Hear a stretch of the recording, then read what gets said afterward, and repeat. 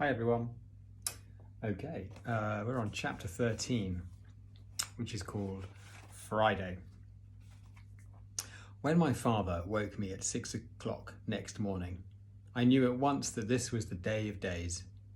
It was the day I longed for and the day I dreaded.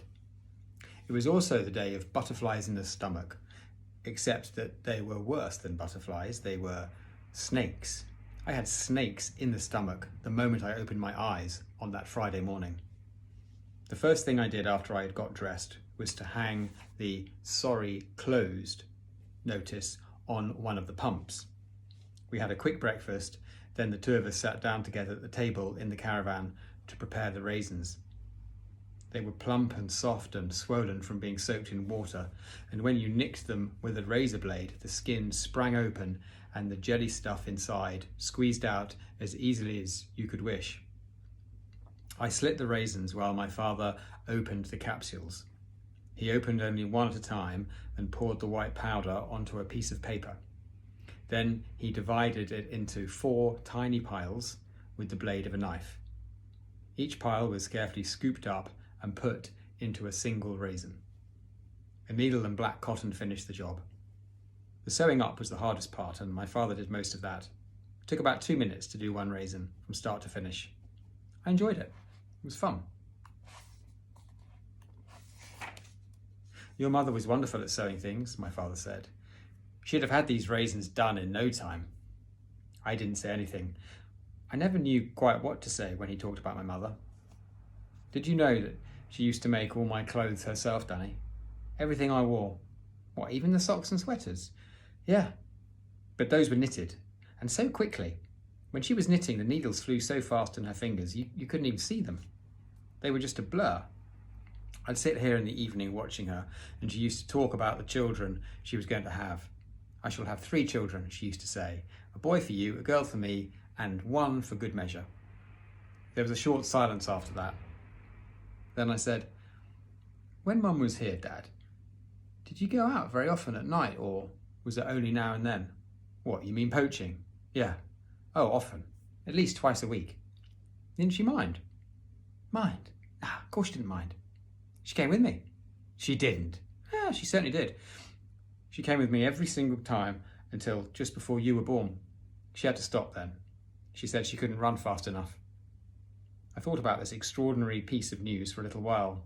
Then I said, "Was the only reason she went because she loved you, Dad, and because she wanted to be with you? Or did she go because she loved poaching?" "Both," my father said. "She did it for both the reasons you mentioned." I was beginning to realise what an immense sorrow it must have been to my dad when she died. "Weren't you afraid that she might get shot up?"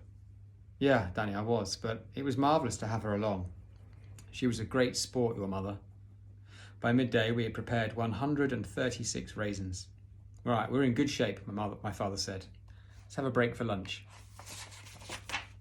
He opened a tin of baked beans and heated them up in a saucepan over the paraffin burner.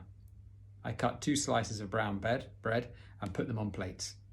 My father spooned the hot baked beans over the bread, and we carried our plates outside and sat down with our legs dangling over the platform of the caravan. Usually I loved baked beans on bread, but today I couldn't eat a thing. "What's the matter?" my father asked. "Yeah, I'm not hungry." "Yeah, don't worry. Same thing happened to me the first time I went out. I was about your age, maybe a little older, and in those days we always had a hot tea in the kitchen at 5 o'clock. I can remember exactly what was on the table that evening. It was my favourite thing of all, toad in the hole. And my mum could make toad in the hole like nobody else in the world. She did it in an enormous pan with the Yorkshire pudding very brown and crisp on top and raised up in huge bubbly mountains. And in between the mountains you could see the sausages half buried in the batter. Oh, it was fantastic. But on that day my stomach was so jumpy I couldn't eat one mouthful. I expect yours feels like that now." "Mine's full of snakes," I said. "They won't stop wiggling about." "Yeah, well, mine doesn't feel exactly normal either. But then this isn't a normal operation, is it?" "No, Dad, it's not." "Do you know what this is, Danny?" This is the most colossal and extraordinary poaching job anyone has ever been on in the history of the world. Yeah, don't go on about it, Dad. It only makes me more jumpy. What time do we have to leave? I've worked that out. We've got to enter the wood about 15 minutes before sunset.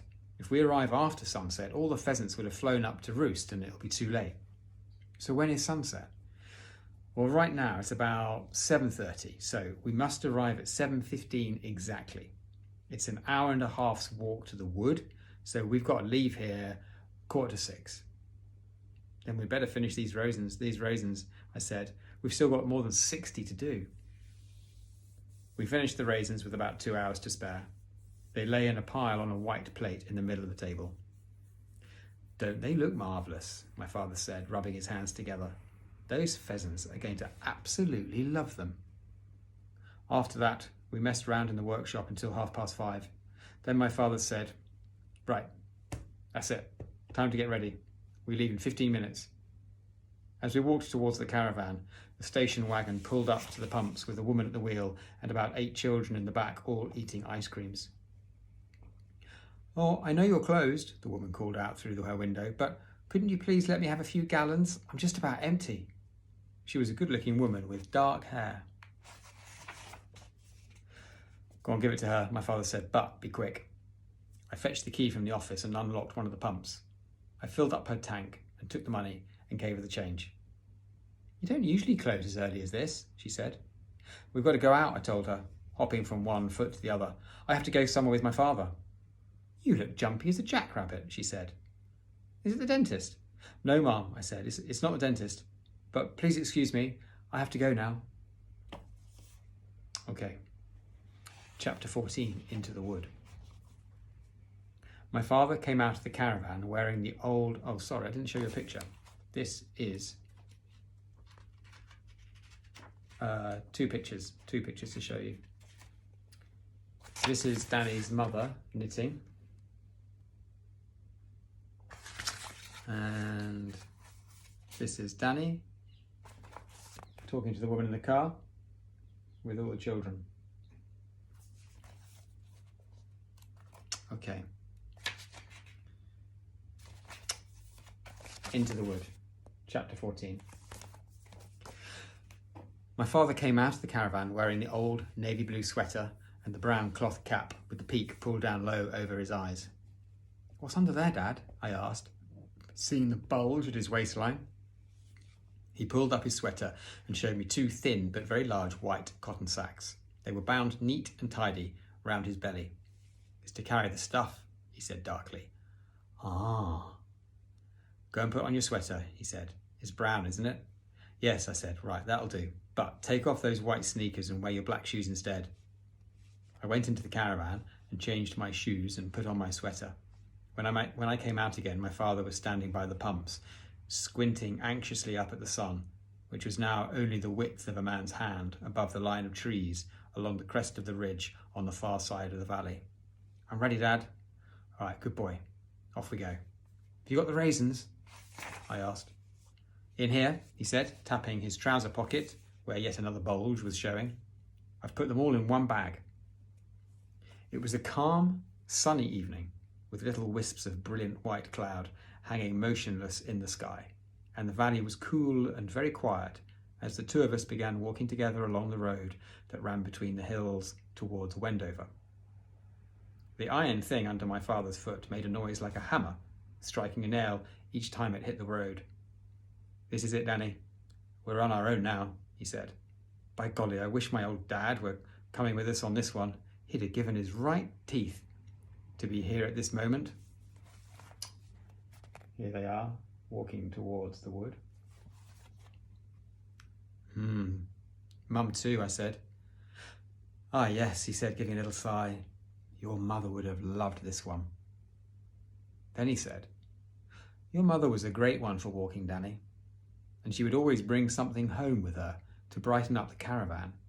In summer it was wild flowers or grasses, and when the grass was in seed she could make it look absolutely beautiful in a jug of water, especially with some stalks of wheat or barley in between. And in the autumn she would pick branches of leaves, and in the winter it was berries or Old Man's Beard. Old Man's Beard is a type of plant. We kept going. Then he said, "How do you feel, Danny?" "Terrific," I said, and I meant it. For although the snakes were still wiggling in my stomach, I wouldn't have swapped places with the King of Arabia at that moment. "Do you think they might have dug any more of those pits for us to fall into?" I asked.